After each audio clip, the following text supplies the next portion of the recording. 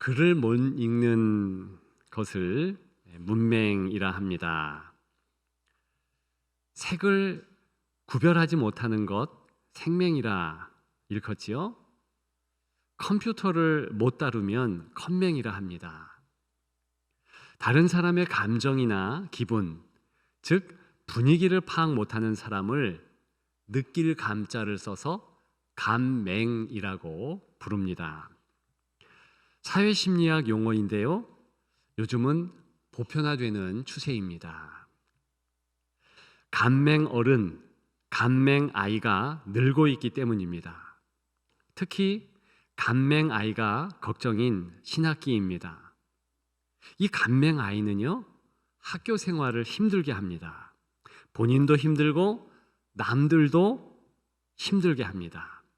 아이를 한 명만 낳다 보니까 사회적 경험이 부족하고요, 자기 중심적이기 때문에 그렇습니다. 그래서 요즘에 학교들을 보게 되면 남의 마음, 감정 이런 것들을 살피는 그런 모습에 학생들이 점점 드물어진다, 걱정이 된다, 쉽게 그런 이야기들을 듣고 합니다. 우리가 이 시간에 특별히 더 주의할 것, 더 경계해야 할 그런 부분을 나누고 싶습니다. 바로 영적 감명에 대한 부분입니다. 하나님의 감정이나 기분, 하나님 아버지의 의도, 뜻을 파악 못하는 그런 현상을 말하는 것입니다. 오늘 본문의 이스라엘 백성의 모습이기도 합니다. 본문은 홍해가 갈라져서 이스라엘 백성들이 구원을 받았다라는 내용이 나오고 있습니다. 홍해에 바닷길을 내었다는 바람의 규모를 생각한 적이 있습니다. 강력한 메가톤급의 바람입니다. 21절에 그 바람은 큰 동풍이라 그랬습니다. 영어로는 strong east wind. 크기만 큰 것이 아니라 그래서 허풍선이 아니고요, 너무나 강력하고 너무나 지속적인 그런 바람이라는 것입니다. 이 바람은요, 창세기 1장 2절에 나오는 천지창조 때 성령께서 운행하셨던 그러한 바람이었습니다.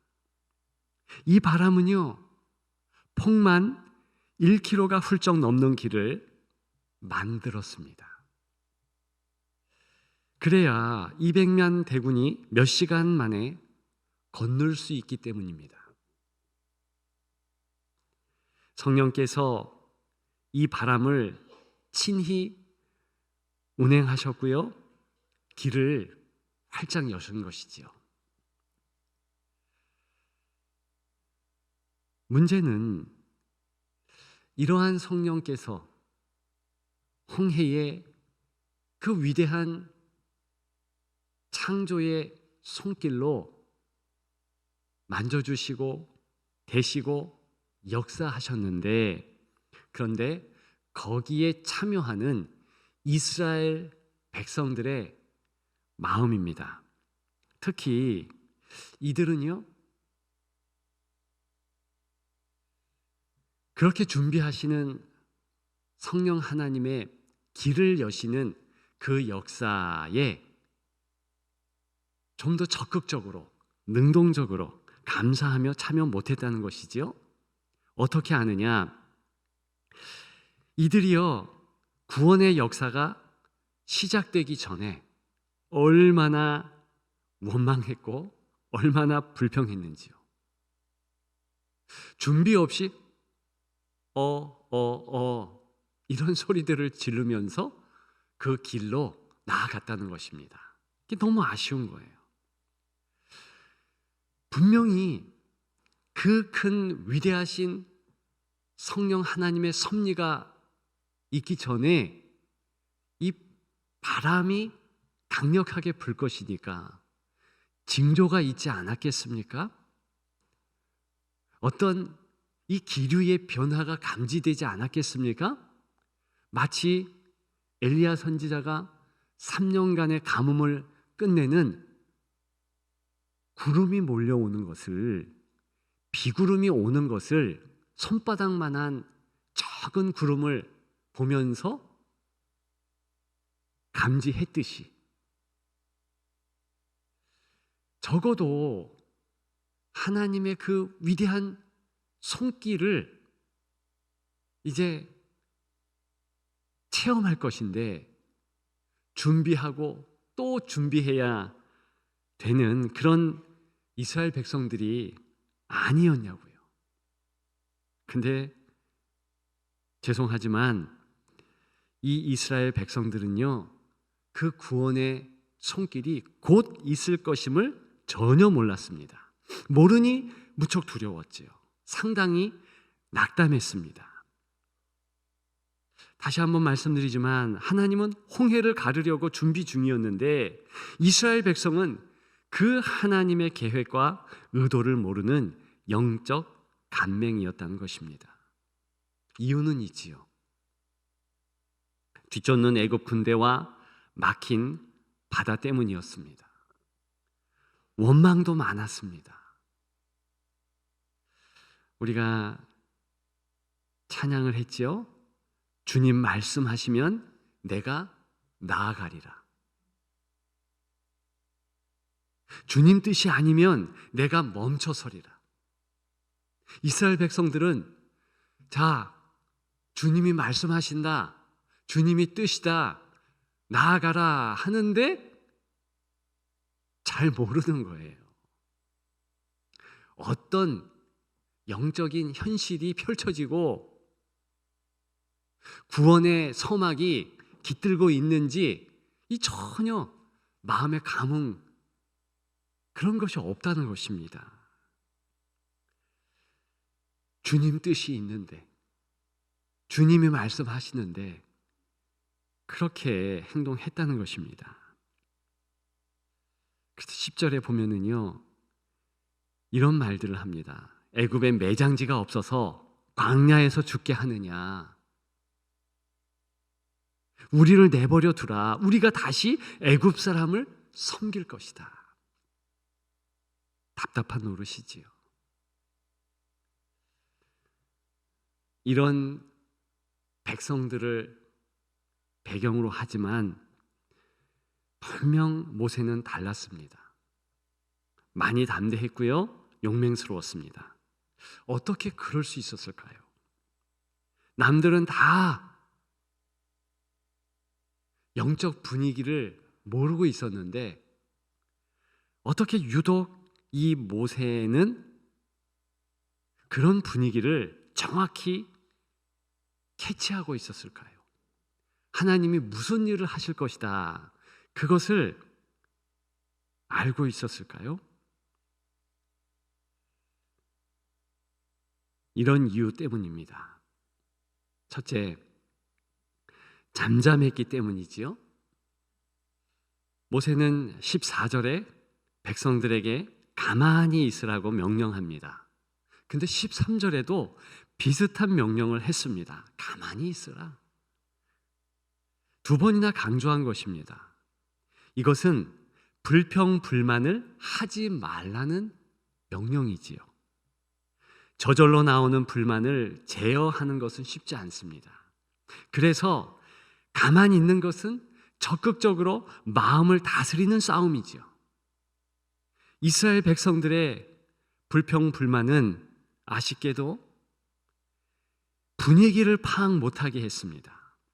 자기 중심적인 자세로 하나님의 진짜 의도도 전혀 가늠할 수 없도록 만들었습니다.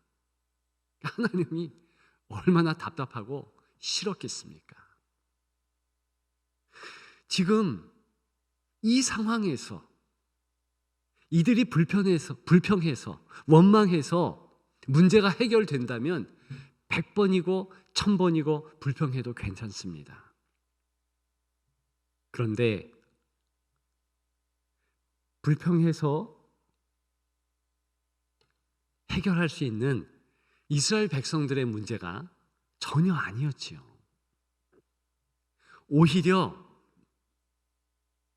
그들이 불평하고 원망하는 적들 때문에 그들은 망하는 것이 아니라 바로 그들의 불평 때문에 망했습니다. 이스라엘 백성들은 이제 이런 어려움에서 구원을 받지요. 두려움을 끼쳤던 애굽 군대는 수장당하게 됩니다. 우리들이 잘 알잖아요. 그런데 이스라엘 백성들이 불평했던 그것 때문에 광야에서 죽게 됩니다. 왜 그토록 이 불평하는 모습을 하나님은 싫어하셨을까요? 그것은요, 이 불편하는 모습 때문에 정작 그들이 느껴야 하는 어떤 것을 느끼지 못했기 때문입니다. 그것은 무엇입니까? 본인들의 약한 모습, 아무것도 아닌 하나님 앞에서의 피조물인 사람의 그 약한 모습 말입니다. 가만히 있으라. 이 모세는 사실 이 명령은 사실 모세가 먼저 자기 자신에게 명령한 것이지요. 모세야말로 불평하면 얼마든지 할 수 있는 상황이었습니다. 하나님의 인도에 대한 불평이 왜 없었을까요? 그럴 수 있지요. 2절에 보면 우리가 읽지 않았지만 바다와 믹돌 사이에 진쳤다고 했습니다. 하나님께서 장막을 쳐라 그랬는데 믹돌 사이에 쳤대요. 이 믹돌은요, 절벽지형입니다. 그러니까 좌에 절벽이 있고 우에 절벽이 있다는 거예요. 그러니까 좌우에 절벽이고 앞에는 바다입니다. 그래도 애굽의 군사학을 배운 이 모세였습니다. 오래전 일이지만 그래도 배웠잖아요. 이런 지형에 텐트를 치고 장막을 친다? 무척 위험합니다. 왜냐? 적들이 들이닥칠 때 퇴로가 없잖아요. 뭔가 도망가고 전열을 정비할 그런 장소가 있어야 되는데 그게 없다는 말입니다. 하나님은 야속하게도 왜 이렇게 인도하시냐는 것입니다. 하나님이 인도하시는 삶이란 때때로 반직관적일 때가 있습니다. 얼핏 보면 옳지 않아 보이고 이 선택이 옳지 않다, 그렇게 눈에 보인다는 것입니다. 정확히 오늘 본문의 배경이 그랬어요. 하나님께서 귀한 구원의 은혜를 주시려면 처음부터 이스라엘 백성들 생각할 때, 이 모세 생각할 때에도 적절하다, 괜찮다, 합리적이다, 그런 마음이 들어야 되는데 그렇지 않았다는 것입니다. 그런데 이 모세는 전혀 개의치 않습니다. 왜냐하면 잠잠히 있어야 한다는 것을 알기 때문에 그렇습니다.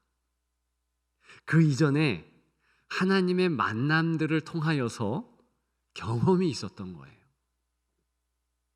우리가 출애굽기 14장 본문을 같이 생각하고 있습니다만 출애굽기 3장에 이 모세는 처음으로 하나님을 만났습니다. 불이 붙은 떨기나무 나무가에서 만났지요. 이상한 광경을 모세가 보아서 달려간 겁니다. 떨기나무에 불이 붙었는데 이 불이 꺼지지 않는 거예요. 계속 활활 타는 것입니다. 소리가 들립니다. 이곳은 거룩한 곳이니 신을 벗으라.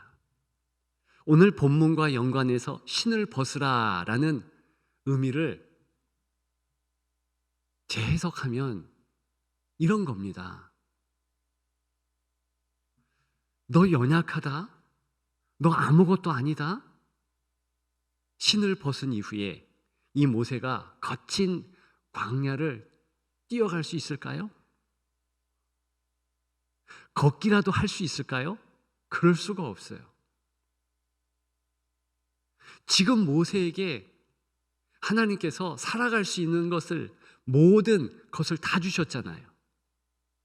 자기 스스로 보호한다 생각하지만 자기의 의복, 먹거리, 손에 쥔 지팡이, 이런 것들도 실은 다 하나님이 공급하신 것이죠.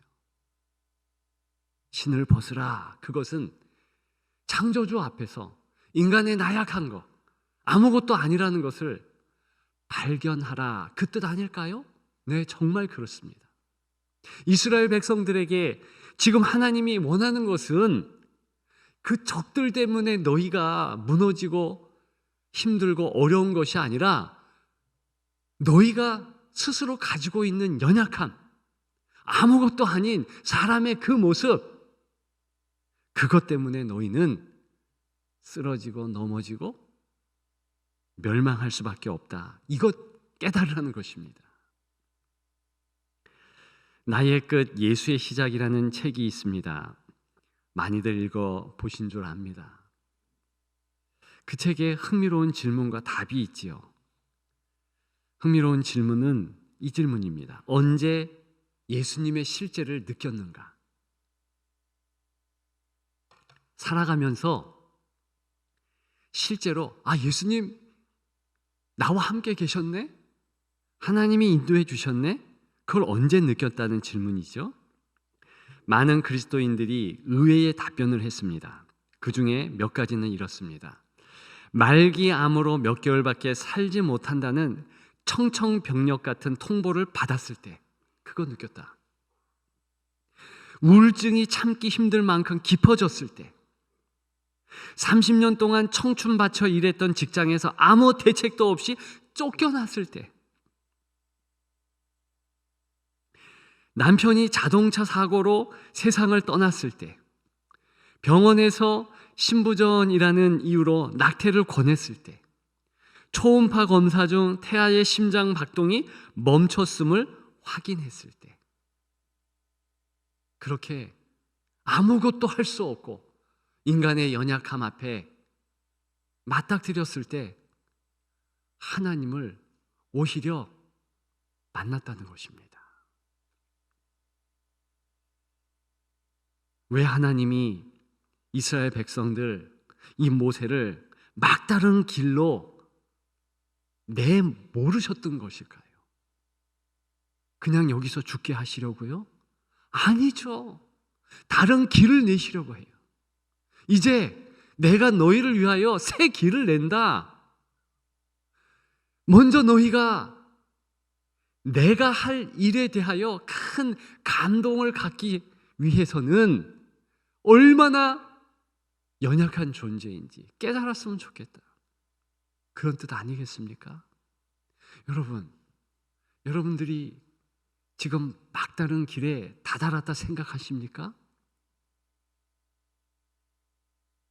그럼 안심하십시오. 과거를 생각해 보세요.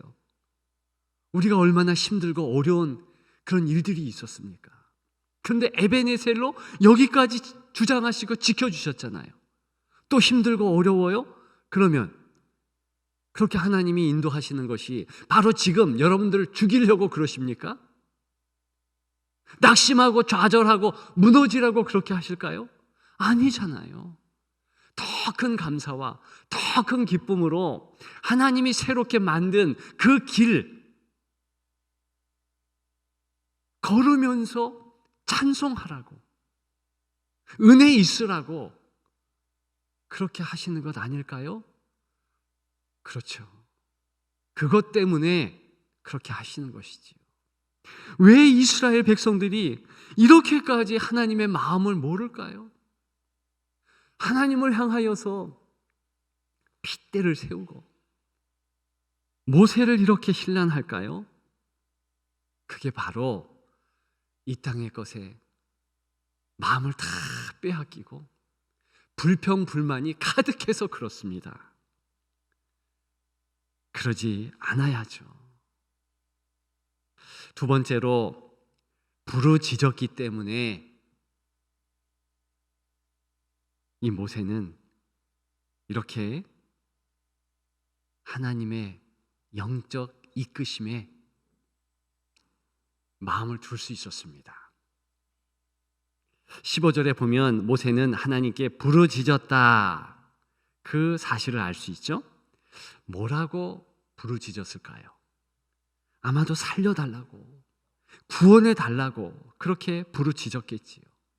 그런데 오늘 이 말씀은 자칫 오해를 불러올 수도 있습니다.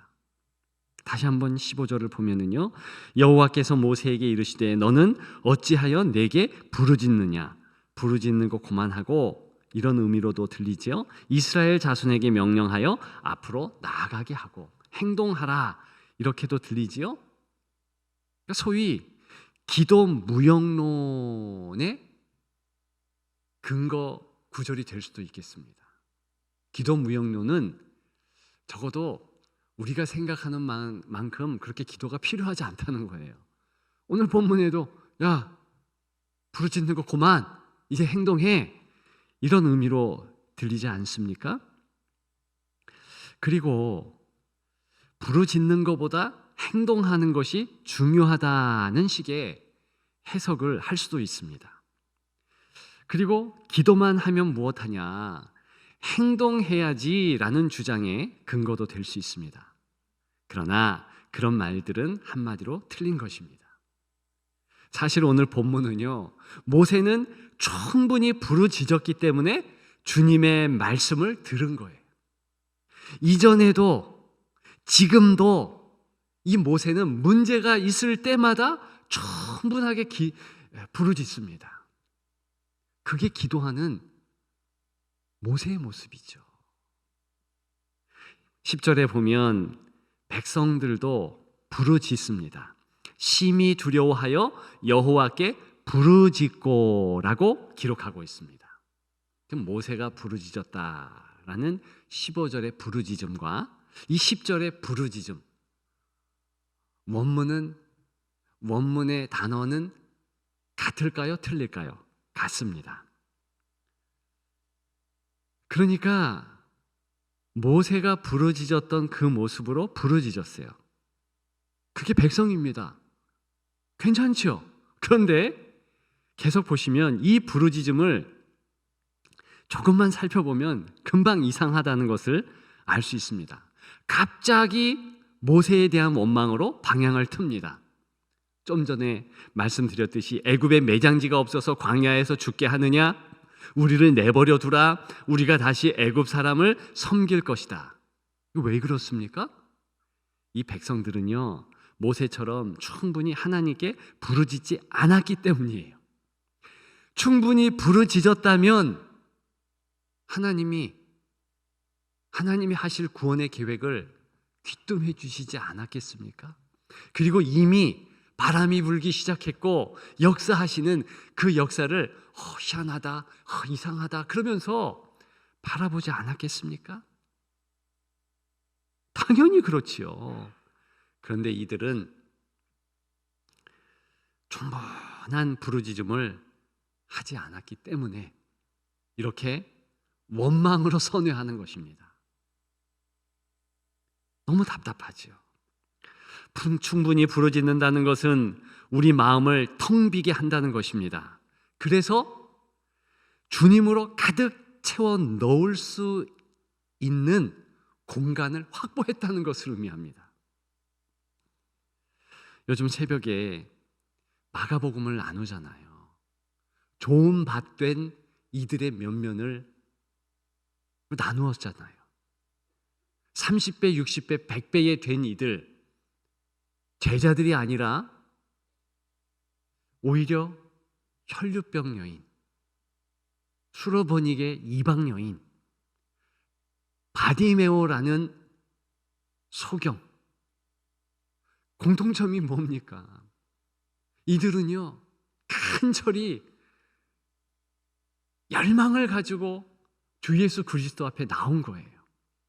그리고 온 마음을 다하여서 낫기를 원합니다. 딸을 불쌍히 여기소서. 내 딸이 불쌍합니다. 도와주옵소서. 그런 마음으로 간구했다는 것이죠. 오늘 본문에 이스라엘 백성들과 다른 모습 아닙니까? 모세도 마가복음에 나오는 이 사람들처럼 간절한 마음으로 시시종종 문제 있을 때마다 부르짖었던 거예요. 그랬더니 다 해결해 주시고, 더 중요한 것은 하나님의 일하는 영적 그 분위기에, 거기에 휩싸여서 힘있게 나아갈 수 있었다는 것입니다. 우리는 무엇을 마음에 담고 살고 있습니까? 요즘 우리가 살아가는 이 시대가 오히려 광야 시대, 모세의 홍해 앞, 그때보다 더 위급하고 어렵다는 것 아십니까? 텔레비전을 보는 그런 시청 시간이요, 1년에 평균 약 1000시간이라고 합니다. 몇 년 전 통계예요. 심각한 것은 하루 중에 또 5시간 가까이 유튜브, 또 스마트폰을 통하여서 영상을 접한다는 것입니다.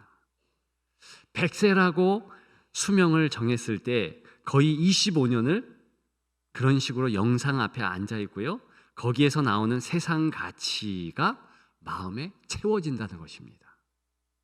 그런데 그런 우리의 상황, 삶인데 기도하고 싶을까요? 충분한 시간을 이제 하나님 앞에 내어놓고 부르짖어야 하는데 그 시간 확보가 가능하겠습니까? 안 된다는 거죠. 어렵다는 거죠. 여러분, 기도 시간을 조금만 더 늘립시다. 조금만 더 찬송하고 말씀 보는 시간 가지십시다. 어떻게 보면 우리에게 가장 시급한 일은 이 일일 것입니다. 마지막 세 번째로, 지팡이를 내밀었기 때문에 영적인 거장이 될 수 있지요. 16절에 보면 모세는 이런 명령을 받습니다. 지팡이를 들고 손을 바다 위로 내밀라. 그래서 계속 말씀을 읽어보면 그가 그렇게 행합니다. 그럴 때에 큰 동풍이 이제 몰려와서 길을 내는 거예요. 자, 모세에게 지팡이는 어떤 의미가 있겠습니까? 물론 어떤 시점부터 하나님의 역사가 있는 그 하나님 능력의 상징이 되었죠. 10가지 재앙을 이제 행할 때 꼭 지팡이를 끼고 이 모세는 나아갔지요. 실제로 이 모세의 지팡이를 던지면서 뱀을 만들기도 했습니다. 그런데 사실 모세에게 이 지팡이는요, 많은 부분 생의 굴레고요, 가시였을 것입니다. 이 지팡이는 그의 생계를 책임지는 것이었습니다. 광야 40년간 목동으로 살았습니다. 목동, 지팡이 높이 들고 이제 이 양들을 방향을 제시하고 양들을 쳐야 되는 거예요. 게다가 맹수가 왔을 때 이 지팡이를 들고 쫓았어야 되는 거예요. 살아가면서 이 지팡이가 싫은 적이 없었겠습니까? 저는 충분히 있었다고 봅니다. 40년 동안 지팡이 들고 있었으니까. 그 이전에 화려하고 아름다운 애굽의 궁궐에 있을 때는요, 두 손에 때로는 책이 들려 있었을 것이고, 그리고 좋은 음식도 들려 있었을 것이고, 때에 따라서는 펜도 들려 있었겠지요. 그런 손에 잡았던 좋은 것들이 그리울 수도 있었을 것입니다. 지금 하나님께서 지팡이 들라, 이것은요, 너 행하는 대로 그 적은 행동 행할 때 내가 놀라운 구원을 너를 통해서 일으키마, 그런 하나님의 뜻이 담겨 있을 뿐이에요. 지팡이가 아니라 칼이 들려 있는다. 또 혹은 바로처럼 호를, 그 지시봉을 잡고 있다. 무슨 차이가 있겠어요? 하나님께서 능력을 주시는 것은 똑같은데 오히려 지팡이를 가지고 있다는 것에서 별거 아닌 거, 일상의 그저 삶, 루틴, 이런 것을 행하는데도 하나님이 역사하실 수 있다. 그리고 더 중요한 것은요, 똑같은 행동인데도 이제 이 모세의 마음이 달라진 것을 알 수 있습니다. 그 이전에는 생계형으로 지팡이를 들고 양들을 쳤다면, 그 이후에는 똑같은 지팡이를 들었지만 내가 하나님을 위하여 일한다, 내가 사람들을 위하여 나아간다, 이런 소명감 가지고 있게 되었다는 것입니다. 저와 여러분들이 아무리 은혜를 받았다 해도 예배 후에 일상으로 나아가면 우리 삶이 확 바뀌는 게 하나도 없습니다. 똑같아요. 주부는 주부로서 집안일을 해야 되고, 직장인은 직장인을 해야 되고, 학생은 공부를 해야 됩니다. 그런데 똑같은 그런 일이지만 내가 하나님을 위하여 산다, 이 일은 하나님을 위한 일이다. 내가 이렇게 공부하고 직장일을 하는 것도 하나님의 소명 주셔서 사람들을 위하여서, 남들을 위해서도 내가 행하는 것이다, 그렇게 마음을 가지면 놀랍지요? 정말 하나님의 놀라운 역사가 우리 손길을 통해서, 우리의 일상의 그 일을 통해서 이루어 가십니다. 역사하십니다. 오늘 본문은 그 교훈을 주는 거예요. 저는 말씀을 준비하면서 상상해 보았습니다.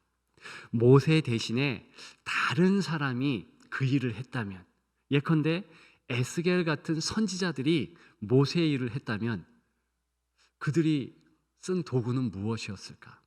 에스겔은 그저 그의 목을 쓰지 않았을까요? 에스겔 골짜기에 힘있게 이 마른 뼈들을 모으게 한 그의 모습을 생각해 보십시오. 생기야 부러워라, 크게 외쳤지요. 그 모습처럼 에스겔이 모세의 역할을 감당한다면 지팡이가 아니라 아마도 목소리를 크게 냈겠지요. 다른 선지자들도 그랬겠지요. 다윗은 어땠을까요? 제가 볼 때 다윗은 들려고 하는 그 도구가 많을 듯해요. 그 가운데 저에게 있어서 인상 깊은 물맷돌, 다윗이 물맷돌을 돌리면서 그럴 때 이 동풍이 불고 역사가 일어난 것 아니겠습니까? 만일 제가 다윗, 에스겔, 그리고 오늘 본문의 모세와 같이 여기에서 똑같이 쓰임을 받는다면 저희의 도구는 무엇이겠습니까? 아마도 이 말씀이겠지요. 성경이겠지요. 성경을 항상 끼고 있는 목회자니까. 제가 무슨 말씀을 드리려고 합니까? 우리가 그냥 일상을 살아갈 때 마음 자세만, 내가 하나님의 일을 한다, 하나님의 소명을 받았다, 그 마음을 가지면 하나님이 일하시는 거예요. 하나님이 역사하시는 것입니다. 사실 이 지팡이는 그래서 영적 안테나였습니다. 하나님이 일하시는 것을 충분히 느낄 수 있는 도구가 되지요. 제 삶 가운데 성경이 그럴 수 있는 것이고요. 에스겔의 목소리도 그럴 수 있는 것이고요. 모든 우리 삶에서 바짝 집중하면서 하나님이 일하신다, 하나님이 내 길을 역사하신다, 주장하신다, 가만히 살펴보고 부르짖고 우리의 일상을 조명하면, 그러면 금방 하나님 일하시는 것, 하나님이 역사하시는 것이 보여집니다. 믿으면 아멘. 오늘 설교 제목이 무엇입니까? 전진하라 모세처럼. 바닷길을 내신 성령님께서 내 앞길을 만드시지 않겠습니까? 실제로 인생 모든 길은요, 성령 하나님이 만드십니다. 이건 예외가 없어요. 기왕 그분의 길을 걷는다면 정말 전진하십시오. 모세처럼 감사로 전진하십시오. 감격으로 전진하십시오. 기쁨으로 전진하십시오. 은혜로 나아가십시오. 그런 여러분들 되시기를 주님의 이름으로 축복합니다. 축복합니다.